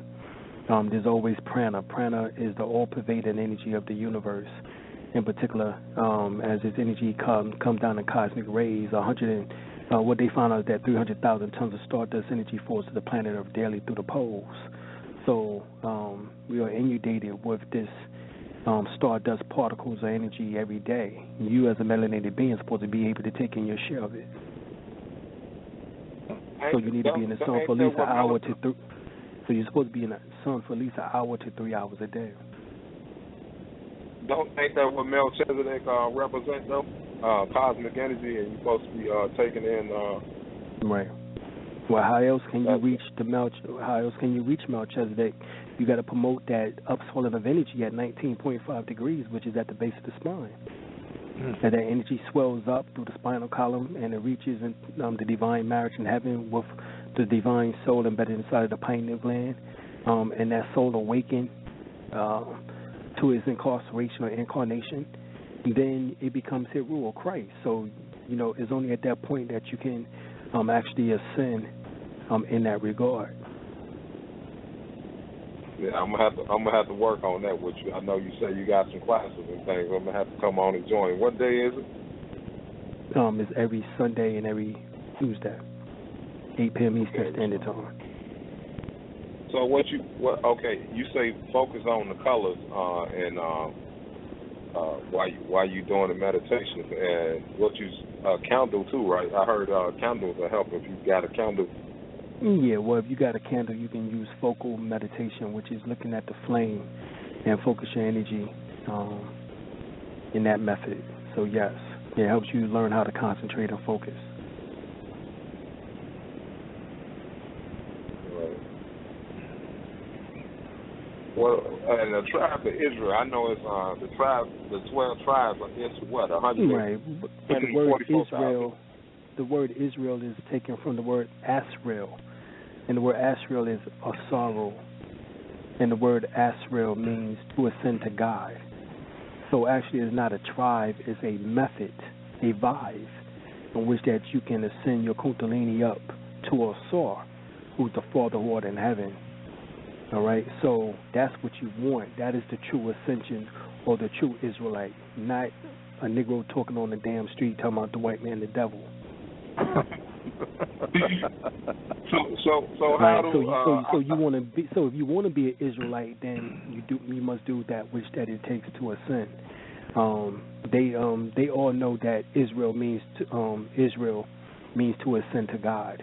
So why are they not telling people the esoteric principle behind that? How the hell can you ascend to God talking about the white man, the devil? You can't do no damn ascension like that. And I'm not saying that I'm not to take anything away from him as far as his devilish, right. But I'm just saying that give me something that I can actually use to ascend to God. Because reading them damn scriptures literally just ain't going to take that shit.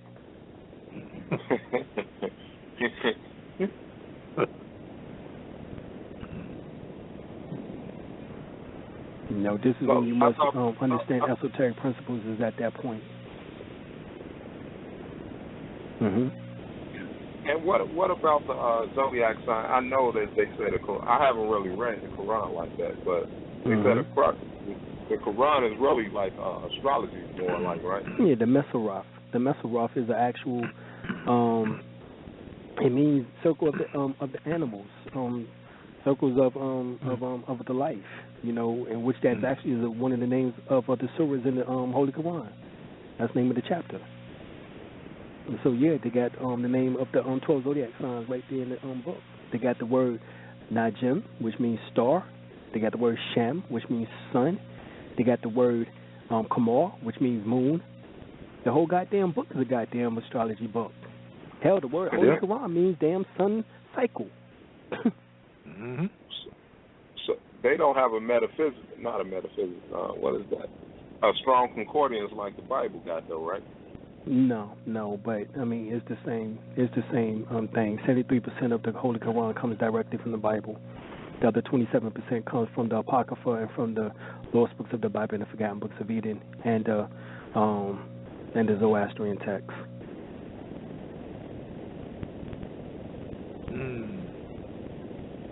Oh, okay. So this is when we talk about. I just don't talk. You know what I'm saying? I can tell you exactly where these books come from because I spent 25 years researching this. Well, yeah.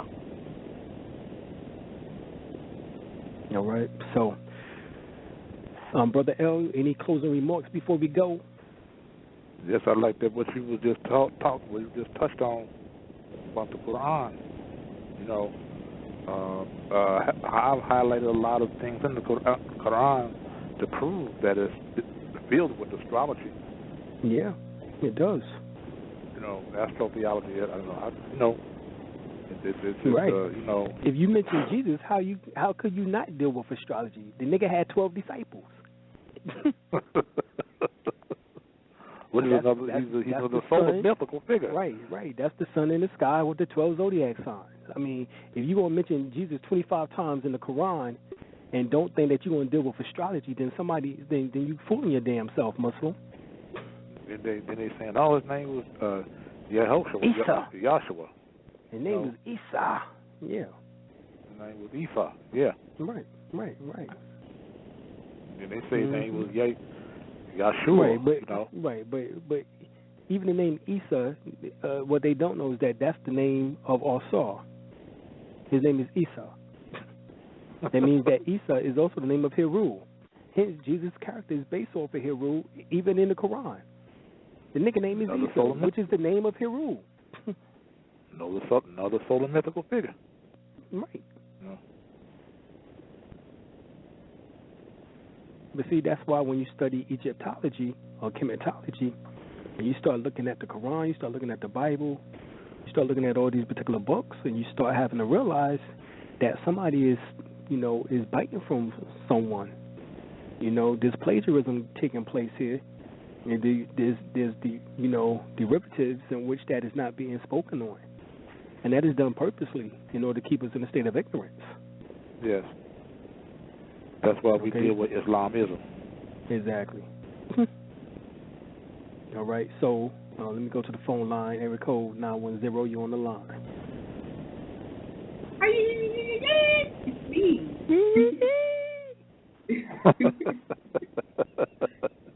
Hey, baby. Peace. Peace, Sister Kadir. Yeah, I know. I just wanted to jump in too, since we're talking about Islam, because I would suggest giving a balance to the feminine energy. It's not fair when the woman is stagnated. When she's sitting right there, it can add on.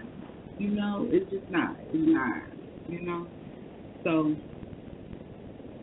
and there's some brothers out here wishing that their sister was on the science. So you're sitting there with one and won't let her add on, or hating that she's adding on.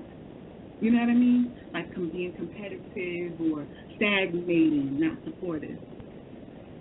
So that's my 2 cents. In Islam, it's like because it's a 4 women to 1 ratio, it's like the imbalance. That's where it's at. That's the core of it, and that's the problem. So be appreciative of the goddess you got, especially if she is a goddess.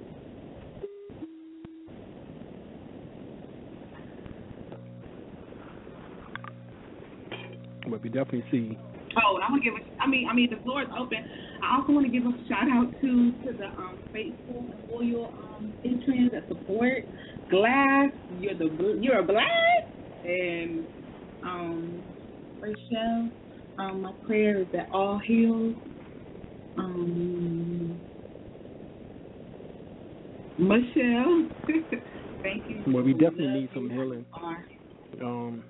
Especially within these religions, where they're able to use sexism, they're able to use racism, they're able to use, male chauvinism, as a way in order to justify their beliefs.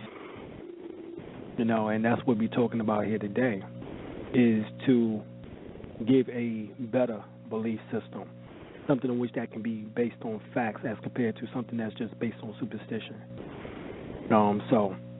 There's always a better way, and suppressing our better half is not going to get it.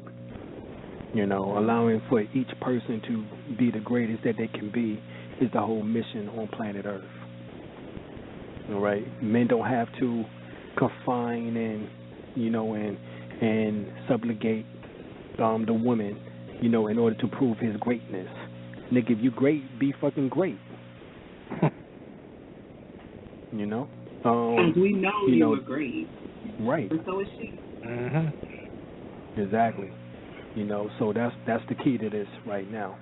You know what I'm saying? You came into this world by yourself, and more than likely, nigga, you're going to be gone by yourself. And even if someone did die with you, your ass ain't go to the same place that other person going. All right? Because all this shit is based on different states of consciousness. So get your damn self straight. Stop before the nonsense that you're popping. Get something in that head, and even more so, something better in that spirit and the elevation of that soul. All right, so we out, y'all. We love y'all for once again checking us out. One love, one aim, one destiny, one purpose. Know what I mean? And we are out. Peace. First World Order Radio, finally, we are on the air. No doubt. All right. There's always going to be somebody in the building on First World Order Radio. We get on into some of that order consciousness tonight. First World Order Radio every Wednesday, 8 p.m. We got to talk about what is taking place on the planet. There's always going to be somebody in the building on First World Order Radio. First, we need to let you know we're going to be doing more shows, giving out more information on Wednesdays. Wednesday at 8 o'clock, we are now going to make this the hottest day of the week. Preceding others in time, order, importance. The most prominent parts, voices, or instruments. Earthly state of human concerns and existence. An indefinite multitude, quantity, or distance. System regulates to bring about specifics in the root based on value and natural characteristics. Current radiates electromagnetistics of sound through the air, same as your thoughts transmits it. Preceding others in time, order, importance. The most prominent parts, voices, or instruments. Earthly state of human concerns and existence. An indefinite multitude, quantity, or distance. System regulates to bring about specifics in the root based on value and natural characteristics. Current radiates electromagnetistics of sound through the air, same as your thoughts transmits it. You need to understand how magical this something like this every Wednesday can become. So you need to start getting your calendar right, get your schedule right. You need to know our intentions straight out. All right, so these clues are given throughout the various languages was to piece the puzzle of this ancient mystery school back together again. And what we plan on doing, both of us, is bringing y'all some surefire dynamite. We're going to take this level up a notch. We're going to have stuff to do here. This is not just going to be about philosophies and theories, shit that works. You have an activated pineal gland which have produced this black chemical called melanin.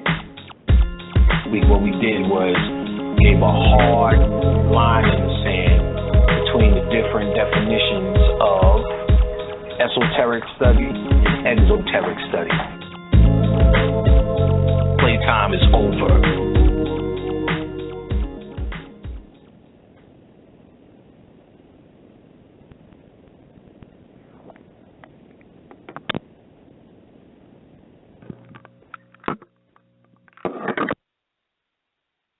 Geico presents sharing versus oversharing. Earlier this week, Claire Tippins shared a princess nickname generator, 3 pictures of her dog wearing a tutu, and 2 online quizzes, including what candy is your dream castle made of? Claire, your sharing has tipped the sugar scale and turned into oversharing. But have no fear, princess. Geico has something worth sharing with your internet kingdom, like how you could save hundreds on your car insurance just by visiting geico.com. No magic wand required. Geico, 15 minutes could save you 15% or more on car insurance.